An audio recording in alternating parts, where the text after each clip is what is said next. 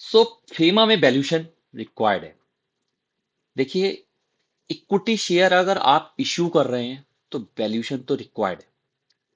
Company act में registered valuer जो SFA हैं under section 247 of company act 2013, तो रजिस्टर्ड वैल्यूअर से चाहिए होती है। इनकम टैक्स में 11 यूए रूल है, वहां पर चार्टर्ड अकाउंटेंट, और इन केस ऑफ आप डीसीएफ अप्रोच बेसिस पे कर रहे हैं तो मर्चेंट बैंकर कैटेगरी 1 से चाहिए होती है। तो फेमा में कब वैल्यूएशन चाहिए होती है?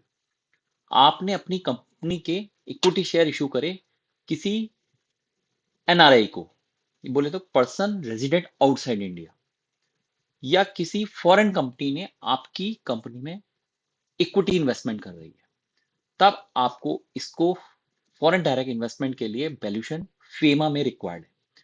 तो आरबीआई बोलता है चार्टर्ड अकाउंटेंट से भी मर्चेंट बैंकर से आपको वैल्यूएशन चाहिए। यहां पर रजिस्टर्ड वैल्यूअर की बात नहीं आती। तो सीए से आपको वैल्यूएशन रिक्वायर्ड होती है फेमा में। तो कंपनी एक्ट में तो आप रजिस्टर्ड वैल्यूअर से करोगे, फेमा में चार्टर्ड अकाउंटेंट से, और इनकम टैक्स में चार्टर्ड अकाउंटेंट से। हो सकता है आप डीसीएफ बेसिस पे अगर अलॉट कर रहे हो शेयर, तो for the purpose of section 56 of income tax act 1961 आप मर्चेंट बैंकर कैटेगरी 1 से भी रिक्वायर्ड हो सकती है। तो ये तीनों वैल्यूएशन अलग अलग रिक्वायर्ड होती है। फेमा में भी होती है, कंपनी एक्ट में भी होती है, और इनकम टैक्स में भी होती है। तो इनकम टैक्स में क्या होती है कि आप अपने कंपनी के इक्विटी शेयर अलॉट कर रहे हो, फ्रेश इशू कर रहे हो। तो यहाँ पर फ्लैश इशू में जो सिक्योरिटी प्रीमियम रिसीव हो रहा है, आपके शेयर्स फेयर मार्केट वैल्यू से कम पे अलॉट नहीं हो रहे, या कम पे आप अलॉट कर रहे हो, तो उसका जो है नोशनल इनकम सेक्शन 56(7)(b) में आपकी कंपनी हैंड में टैक्सेबल होता है। इन केस आपका कोई शेयर होल्डर के बीच में कोई ट्रांसफर हो रहे हैं शेयर्स, तो यहाँ पर भी सेक्शन 56 टू सब क्लाउज 10 में 11 यूए के पर्पज से चार्टर्ड अकाउंटेंट से वैल्यूएशन की रिक्वायरमेंट होती है। सीए केवल नेट एसेट बेसिस पे ही वैल्यूएशन दे सकता है, और मर्चेंट बैंकर टीसीएफ अप्रोच के बेसिस पे भी वैल्यूएशन दे सकता है। तो ये बात रही इनकम टैक्स की। आइए अब देखते हैं कि कंपनी एक्ट में तो स्पेसिफाई कर दिया है सेक्शन 247 में कि आपको जो भी वैल्यूएशन रिपोर्ट चाहिए वो रजिस्टर्ड वैल्यूअर से चाहिए। अब रजिस्टर्ड वैल्यूअर से चाहिए कंपनी एक्ट में, इनकम टैक्स में सीए से, तो फेमा में क्या नियम है? तो आरबीआई में फेमा में non debt instrument rule 2019 specified है, जहां पर चार्टर्ड अकाउंटेंट और सेबी मर्चेंट बैंकर ही डिफाइंड। यहाँ पर रजिस्टर्ड वैल्यूअर से रिक्वायरमेंट नहीं है, क्योंकि अमेंडमेंट नहीं हुई है फेमा में, इस वजह से यहाँ पर सीए और मर्चेंट बैंकर से ही रिक्वायर्ड रहती है वैल्यूएशन। तो किस मेथोलॉजी पे रिक्वायरमेंट होती है, कब रिक्वायरमेंट होती है, हम एक सिनेरियो में डिस्कस कर लेते हैं। When does transaction affect? तो कंपनी में इनफ्लो आ रहा है investment by non resident on a repatriation basis. What does mean repatriation basis? अगर वो नॉन रेजिडेंट से पैसा आ रहा है और वो वापस कभी नहीं जाएगा, तो यहाँ तो कोई वैल्यूएशन की रिक्वायरमेंट नहीं। तो इक्विटी के फॉर्म में आ रहा है, और हो सकता है बाद में बायबैक करे कंपनी, या उनको वो नॉन रेजिडेंट या फॉरेन कंपनी सेल कर सकता है, तो यहाँ रिपेट्रिएशन हो सकता है। तो इस बेसिस पे एफडीआई के केसेस में इशू ऑफ शेयर्स में आपको वैल्यूएशन की requirement. The valuation certificate is from chartered accountant और से भी रजिस्टर्ड मर्चेंट बैंकर और प्रैक्टिसिंग कॉस्ट अकाउंटेंट, इन तीनों में किसी एक से। अगर लिस्टेड कंपनी है तो आपको सेबी की गाइडलाइंस फॉलो करनी होगी, और in case of unlisted company है तो आपको जो प्राइसिंग मेथोलॉजी है that should be as per internationally accepted pricing methodology के अकॉर्डिंग। तो बेसिकली यहाँ डिस्कस कर लेते हैं कि इंटरनेशनली एक्सेप्टेड प्राइसिंग मेथोलॉजी क्या होती है। तो जनरली जब भी हम इक्विटी का वैल्यूएशन करते हैं, तो first of all net asset basis जो कॉस्ट अप्रोच के बेसिस पे होता है, या मार्केट अप्रोच जिसमें डिस्काउंटेड कैश फ्लो मेथड आता है। तो डीसीएफ या नेट एसेट बेसिस पे ही हम वैल्यूएशन करते हैं। और रही बात कंपैरेबल कंपनी की या किसी थर्ड पार्टी से बेंचमार्किंग की, वो जनरली अलाउड ही नहीं है।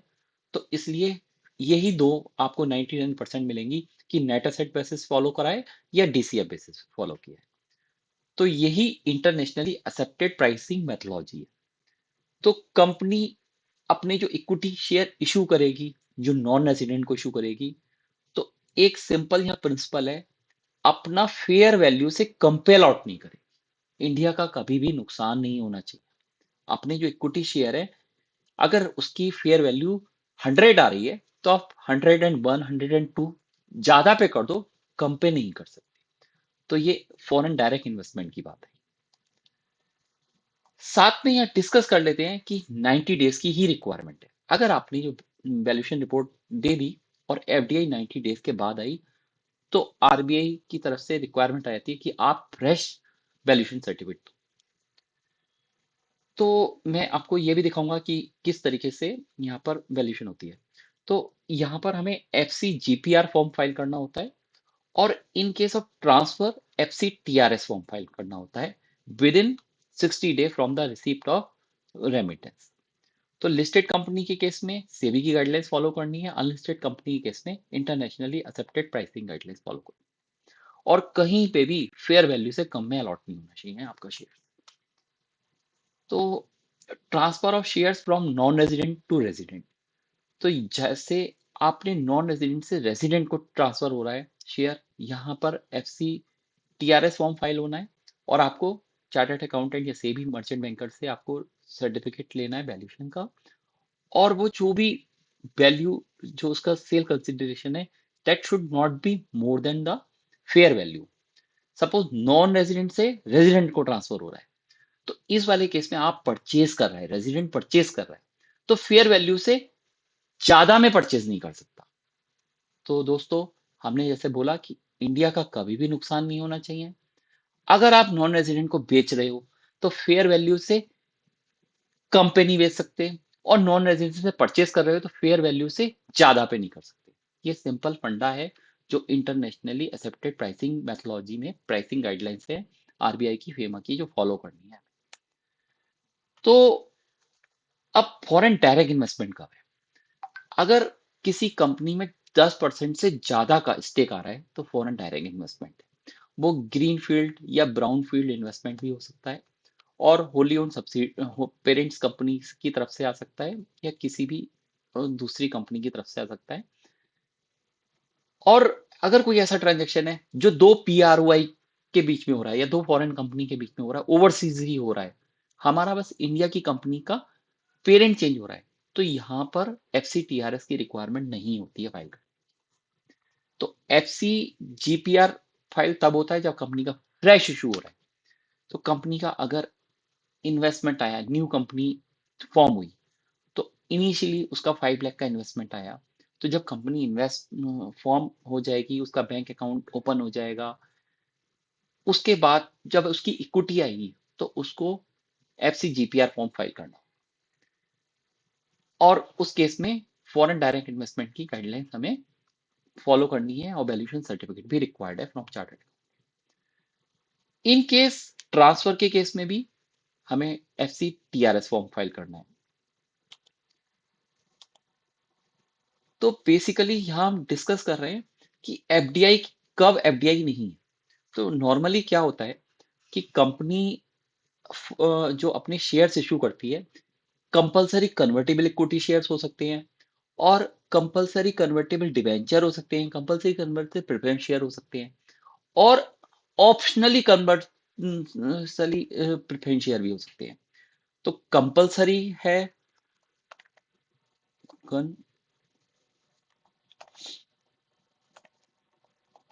कंपलसरी कन्वर्टिबल वर्ड है, या नॉन कंपलसरी कन्वर्टेबल वर्ड है। तो ये हमें ध्यान रखना है। तो देखिए यहां पर तो ये तो नॉन डेट इंस्ट्रूमेंट है, और अगर ऑप्शनली है, basically non compulsory convertible instrument है, ये ऑप्शन है कंपनी के ऑप्शन पे कि वो इक्विटी में कन्वर्ट करेगी कि नहीं करेगी, तो ये डेट इंस्ट्रूमेंट है। तो इस वाली कैटेगरी में हमारे सीसीपीएस आ जाते हैं, कंपलसरी कन्वर्टेबल प्रेफरेंस शेयर्स आ जाते हैं, कंपलसरी कन्वर्टेबल डिवेंचर्स आ जाते हैं। और इस वाली कैटेगरी में हमारे ऑप्शनली कन्वर्टेबल प्रेफरेंस शेयर आ जाते हैं, ऑप्शनली कन्वर्टेबल डिवेंचर आ जाते हैं। तो देखिए, अगर इस तरीके के आपका इंस्ट्रूमेंट अलॉट हो रहे हैं, तो आप ये देखिए कि नॉन डेट कौन से हैं। अगर नॉन डेट हैं, जो इक्विटी की फॉर्म में है, जो बाद में कंपलसरी कन्वर्टेबल प्रेफरेंस शेयर भी कन्वर्ट हो जाएंगे, उसमें पुट ऑप्शन की डेट है कि after 5 year the one preference share will be converted into 10 equity share और one debenture will be converted into 10 equity share. तो ये नॉन डेट इंस्ट्रूमेंट है। यहां पर हमें फेमा की वैल्यूएशन रिपोर्ट की रिक्वायरमेंट रहती है। और इस तरीके का अगर डेट इंस्ट्रूमेंट है, तो वो तो ऑल्दो ईसीबी है, एक्सटर्नल कॉमर्शियल बोरोइंग है, आप अपनी कंपनी के ईसीबी इशू कर सकते हैं, उन पे आपको जो इंटरेस्ट पे करना है वो इंटरेस्ट पे करिए। क्योंकि ये ऑप्शनल है, कंपनी आपके पास ऑप्शन है उन प्रेफरेंस शेयर को कन्वर्ट करे कि नहीं करे। तो इस वाले केसेस में फेमा की वैल्यूएशन की रिपोर्ट रिक्वायर्ड नहीं है। ना ही जो डिवेंचर हैं, जो ऑप्शनली कन्वर्टेबल डिवेंचर्स है, ये भी डेट इंस्ट्रूमेंट है, जो ईसीबी एक्सटर्नल कॉमर्शियल बोरोइंग की कैटेगरी में आते हैं। इन पर तो सिंपल आपको इंटरेस्ट पे करना है, उन पे आपको कोई वैल्यूएशन रिक्वायरमेंट नहीं। तो मैं आपको एक प्रैक्टिकली एग्जाम्पल दिखाता हूँ कि इस किस तरीके की वैल्यूएशन होती है इन वाले केसेस में।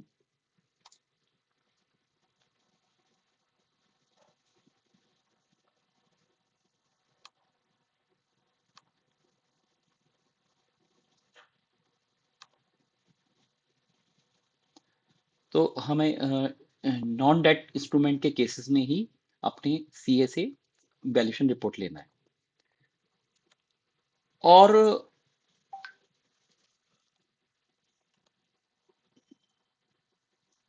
1 सेकेंड ना।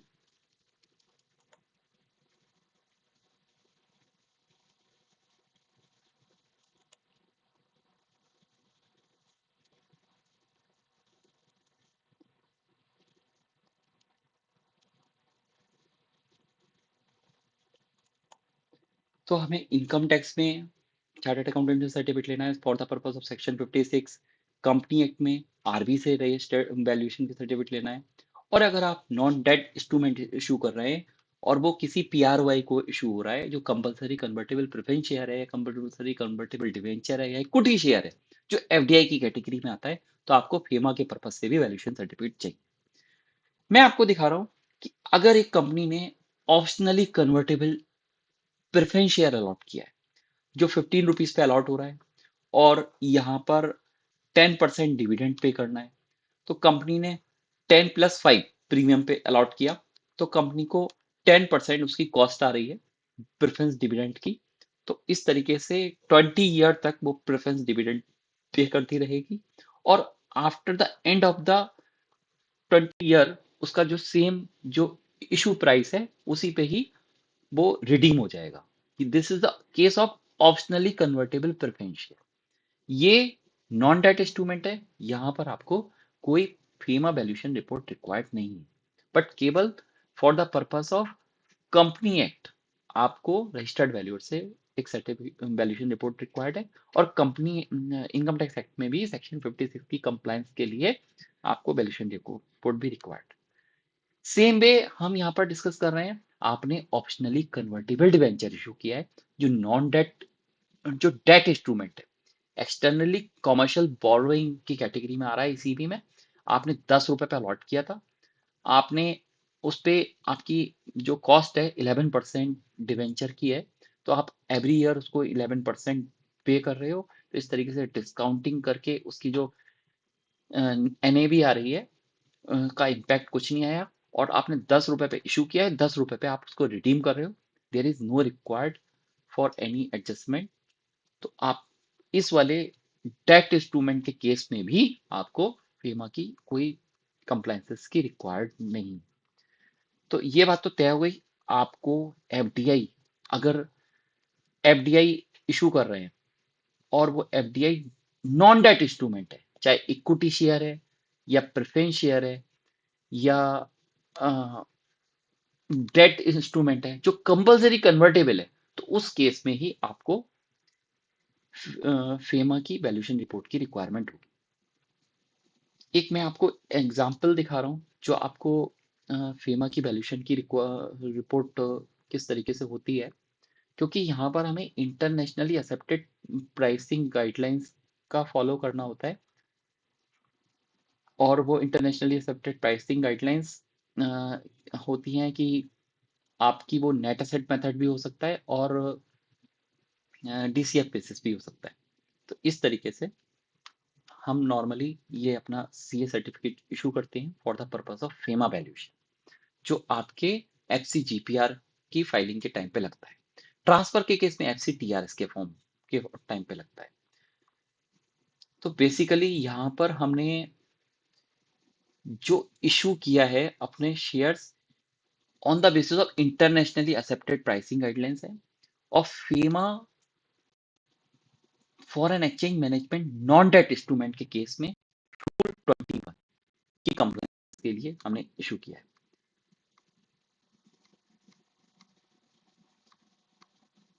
तो ये टेबल ऑफ कंटेंट सारा सब डिस्कस करते हैं उसमें कि उसका पर्पस क्या है, कौन उसको अपॉइंट कर रहा है, और उसका वैल्यूअर क्या है, वैल्यूअर का कोई प्रीवियसली कोई इंटरेस्ट तो नहीं है। तो इस तरीके से ये हमारी वैल्यूएशन रिपोर्ट बनती है। तो कंपनी एक्ट में भी बनती है और इनकम टैक्स एक्ट में भी बनती है। तो एफसी, अब आइए डिस्कस कर लेते हैं डाउन स्ट्रीम इन्वेस्टमेंट क्या होता है। बेसिकली इन केस अगर आपकी पेरेंट कंपनी आपकी सब्सिडरी कंपनी के नीचे कोई इन्वेस्टमेंट डायरेक्ट करा रही है, तो आप पे तो इन्वेस्टमेंट आया फ्रॉम पेरेंट कंपनी, और आपने इनडायरेक्टली उसको इन्वेस्टमेंट कर दिया अपनी सेकंड सब्सिडरी कंपनी में। तो एक तरीके से इनडायरेक्ट फॉरेन इन्वेस्टमेंट है। इसमें आपको डीआई फॉर्म फाइल करना है, जो आरबीआई के फर्म पोर्टल पे फाइल होगा। उसमें आपको यहाँ पर भी वैल्यूएशन रिपोर्ट की रिक्वायरमेंट होती है। तो ओवरसीज डायरेक्ट इन्वेस्टमेंट के केस में भी आपको हो सकता है। तो फॉरेन डायरेक्ट इन्वेस्टमेंट क्या है? मोदी जी के आने के बाद हमारे इंडिया में क्या है, बहुत सारे फॉरेन डायरेक्ट इन्वेस्टमेंट आने लग गए। सारे NRI those are look at India कि इंडिया में क्या क्या बेटर ऑप्शन है, कौन से स्टार्टअप अच्छे हैं, किन कंपनियों में इन्वेस्टमेंट करना चाहिए। तो इस वजह से एफडीआई इंडिया की ज्यादा बढ़ गई, तो हमारे यहाँ पर अब हो सकता है कि आपका कुछ प्लान है कि ओवरसीज भी इन्वेस्टमेंट किया जाए। तो इस वाले सिनेरियो में अगर इंडिविजुअल इन्वेस्टमेंट होता है तो 2,50,000 यूएसडी तक पर इंडिविजुअल को पर एनम अलाउड है, दैट इज एलआरएस स्कीम में अलाउड है। बट कंपनी जो ओवरसीज डायरेक्ट इन्वेस्टमेंट कर सकती है up to 400% of net worth invest कर सकती है। तो इस वाले सिनेरियो में when you required a valuation report ODI के केस में अप टू 400% टू एक्वायर और transfer stake in foreign company, आपने किसी फॉरेन कंपनी के स्टेक परचेज किया, तो आपको यहाँ पर आरबीआई पे अपना एनुअल फाइलिंग भी करनी है। और आरबीआई आज की डेट में जो भी फॉरेन कंपनी की फाइलिंग होती है वो भी ऑडिटेड फाइनेंशियल स्टेटमेंट मांगता है। तो इसमें रिक्वायर्ड है कि आपने जो आरबीआई में फाइलिंग करी है और उस फॉरेन कंपनी करी है, सपोज आपकी ए इंडिया लिमिटेड है और आपने एक A USA limited company form करी यूएसए में, और उसमें आपने ओवरसीज डायरेक्ट इन्वेस्टमेंट किया। तो at the time of ODI आपको ये internationally accepted pricing guidelines follow करनी है, क्योंकि आपने पैसा बाहर भेजा है। तो आपको जो शेयर वहां के परचेस करने हैं फेयर मार्केट वैल्यू से ज्यादा के परचेस नहीं करने, इंडिया का नुकसान नहीं होना चाहिए ना। तो share price should not be more than the fair market value. और इस वाले केस में भी सीए से और या सेबी रजिस्टर्ड मर्चेंट बैंकर से आपको सर्टिफिकेट चाहिए। तो ये तो ओडीआई की केस में बात हो गई। अब आता है कि अगर आपने, जब आपकी वो फॉरेन सब्सिडरी बन गई, तो आपको इंडिया में अपना एनुअल परफॉर्मेंस रिपोर्ट फाइल करनी होगी। एपीआर फॉर्म फाइल होगा आपका एडी बैंकर के पास। जब फॉरेन कंपनी का आप फाइलिंग करेंगे तो वो आपका एडी बैंकर आपके फॉरेन कंपनी के फाइनेंशियल स्टेटमेंट मांगेगा।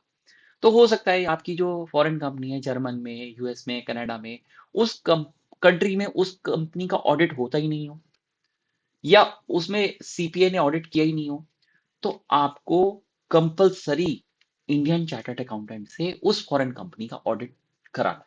तो जी हाँ दोस्तों, आपको हो सकता है इंडिया में as a chartered accountant foreign company का भी ऑडिट करना है। तो आपको for the purpose of RBI APR form के लिए आप अथोराइज्ड है to give a audit report in respect of foreign company. In case वहां पर फॉरेन कंपनी में उसका ऑडिट रिक्वायर्ड नहीं, अगर वहां पर रिक्वायर्ड है तो वहां के सीए से आप कराइए, अदरवाइज इंडियन चार्टर्ड अकाउंटेंट उसका ऑडिट करके आरबीआई में एपीआर फॉर्म फाइल कर सकते हैं। तो आज बहुत इंपॉर्टेंट सेमिनार हो गया हमारा फेमा पे। तो हमने एफडीआई डिस्कस कर ली only for non debt instrument. Debt instrument क्या होता है? और optionally convertible debenture, optionally convertible preference share, वहां तो वो एफडीआई है नहीं, या 10% से कम स्टेक बाहर की कंपनी इन्वेस्ट कर रही है तो भी वो एफडीआई नहीं है। तो एफडीआई के केस में एफसी जीपीआर फॉर्म फाइल होना है, और वो आरबीआई के फर्म पोर्टल पे फाइल होना है। ट्रांसफर हो रहा है, हो सकता है आपकी पेरेंट जो जर्मन की है या यूके कनाडा की है, वो ओवरसीज ही जो पेरेंट कंपनी है आपस में शेयर्स ट्रांसफर हो जाते हैं, आपको यहाँ रिक्वायर्ड ही नहीं है, क्योंकि वो यहाँ पर तो तभी रिक्वायरमेंट है एफसीटीआरएस फॉर्म फाइल करने की, जब आपके पेरेंट्स चेंज हुए और वहां से आपके किसी रेजिडेंट ने परचेस कर लिए शेयर, या रेजिडेंट ने सेल किए, पर्सन रेजिडेंट आउटसाइड इंडिया ने परचेस कर लिए, तब आपको एफसी टीआरएस फॉर्म फाइल करने की रिक्वायरमेंट है। डाउन स्ट्रीम इन्वेस्टमेंट की भी बात करी हमने। आपका इनडायरेक्टली किसी सब्सिडरी कंपनी में इन्वेस्टमेंट आ रहा है पेरेंट कंपनी से, तो आपको रिक्वायर्ड है। और फेमा में तो चार्टर्ड अकाउंटेंट की ही वैल्यूएशन रिपोर्ट की रिक्वायरमेंट होगी। डिसइन्वेस्टमेंट होता है, हो सकता है होली ओन सब्सिडरी है आपकी बाहर, या आपका कोई ज्वाइंट वेंचर है बाहर, transfer by way of sale of share of JV और ओवरसीज डब्ल्यूएस आउटसाइड इंडिया। इस केस में आपको चार्टर्ड अकाउंटेंट या वहां के सीपीए से आप वैल्यूएशन सर्टिफिकेट रिक्वायर्ड हो सकता है। तो इन शॉर्ट फाइनल क्रक्स क्या है? Indian company is transfer resident to non resident तब रिक्वायर्ड है। लिस्टेड कंपनी में आपको सेबी की गाइडलाइंस फॉलो करनी है। अनलिस्टेड कंपनी में आपको internationally accepted pricing methodology follow करनी है। दैट कैन बी एनएबी और DCF, what ever is suitable for your company. Suppose आपकी कंपनी में कोई ऑपरेशन स्टार्ट ही नहीं हुआ, 1-2 साल ही हुए हैं, और तो नेट एसेट बेसिस ही होगा, जो फेस वैल्यू है 10 रुपीज या 100 रुपीज, उसी फेस वैल्यू पे अलॉट होंगे आपके शेयर। और कंपनी का ऑपरेशन स्टार्ट हो गया, टर्नओवर भी हो गई, और फ्यूचर प्लान भी हैं, तब उन फ्यूचर प्लान के लिए आपने 5 ईयर के प्रोजेक्शन करने हैं, और आपको उसको discounted cash flow approach basis पे अपने एफसी ई कैलकुलेट करते हुए, अपनी प्रेजेंट वैल्यू और फ्यूचर ग्रोथ को कंसीडर करते हुए, गॉर्डन मॉडल होता है इसमें फॉलो करते हुए, डीसीएफ बेसिस पे आपको अपनी इक्विटी शेयर की वैल्यू करनी है। ट्रांसफर होना है शेयर नॉन रेजिडेंट से रेजिडेंट में, तो यहाँ पर रेजिडेंट परचेज कर रहा है तो आपको फेयर वैल्यू से ज्यादा पे परचेज नहीं करना। ठीक है। अनलिस्टेड कंपनी, ओडीआई की हमने बात करी, और इंडिविजुअल ओडीआई की बात करी। आप ऐसे इंडिविजुअल इन्वेस्टमेंट कर रहे हैं तो 2,50,000 USD पर एनम आपको लिमिटेड रेमिटेंस स्कीम में, एलआरएस स्कीम में आपको ऑप्शन है, आप इन्वेस्ट कर सकते हैं। कंपनी है तो $5 million या 400% ऑफ योर नेटवर्थ आपको वहां इन्वेस्टमेंट कर सकते हैं। तो मैंने फाइनेंशियल इंस्ट्रूमेंट भी यहाँ पर डिस्कस करे, कन्वर्टेबल प्रेफरेंस शेयर, और कन्वर्टेबल क्यूमुलेटिव डिवेंचर, और ऑप्शनली कन्वर्टेबल डिवेंचर। तो ये भी सिनेरियो हो सकता है आप इसॉप्स इशू कर रहे हो, तो यहाँ पर आपको इंडियस 102 की रिक्वायरमेंट भी फॉलो कर। तो friends, this is short video from my side in respect of FEMA valuation. If you have any query for filing form FCGPR, FCTRS, DIE, or ODI related query, you can directly approach with us. We are IBBI registered valuer in all three assets recognized by Insolvency Bankruptcy Board of India as Vivid Valuation Professional. We have all three valuer, land and building, plant and machinery, as well as SFA. Since I am although chartered accountant, if I give a certificate from my RB entity, Vivid Valuation, I can also issue same certificate from my CA firm, ARGS. This is my important point, my dear friends. You don't need to go somewhere else because we are giving FEMA advisory as well. We can issue FEMA certificate as a chartered accountant capacity. We can issue RB certificate for your company act compliance. We can also issue CA certificate for your income tax section 56 to subclause X, that is Roman 10, or 56 to 7B, that is in case of fresh issue by the company. So this is compliance for 11 UA. So this is my short video for all your related query for valuation. Thank you guys.